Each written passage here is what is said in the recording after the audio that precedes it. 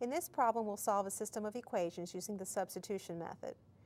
We'll solve the system x plus 2y equals 5, x plus y equals 2.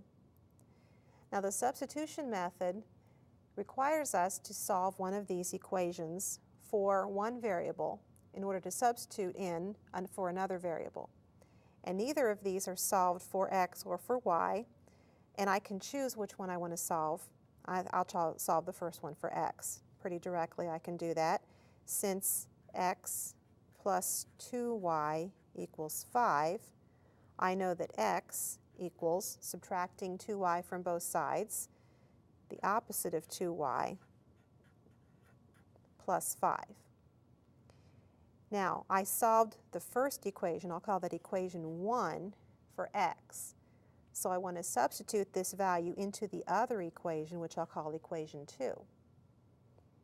So my equation 2 said x plus y equals 2, but x is the opposite of 2y plus 5. So where I have an x, I put the opposite of 2y plus 5 for the x, plus the y equals 2.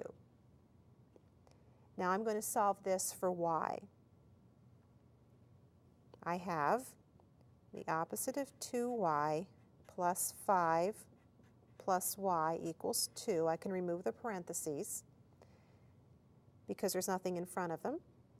Combining like terms, I have the opposite of y plus 5 equals 2. Subtracting 5 from both sides, I have the opposite of y equals negative 3. And multiplying both sides by negative 1, I have y equals 3. Now it's tempting to stop there because we have y equals 3, but that's not the solution of the solution of the system of equations. We need an ordered pair. In other words, we found y, but we need to find x. Now we could put 3 in for y in this equation or in this equation, but since this one is already solved for x, I'm going to use this equation, x equals negative 2y plus 5, to find x.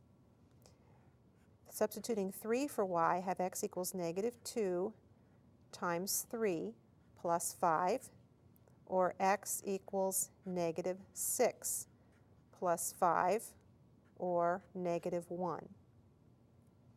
Now I found a value for y and I found a value for x. I have as a possible solution the ordered pair, and I want to list x first because it comes first alphabetically, negative 1, 3. Whenever you're taking a test, you do not have to turn this in without knowing for sure it is the solution, because you can substitute negative 1 for x and 3 for y in both of these equations. Let's do it quickly. Negative 1 plus 2 times 3 is negative 1 plus 6, that's 5. That checks. Negative 1 plus 3 equals 2. That checks. Since this makes both equations true, it's the solution of the system, and you can state with a good sense of confidence that this is the solution to the system.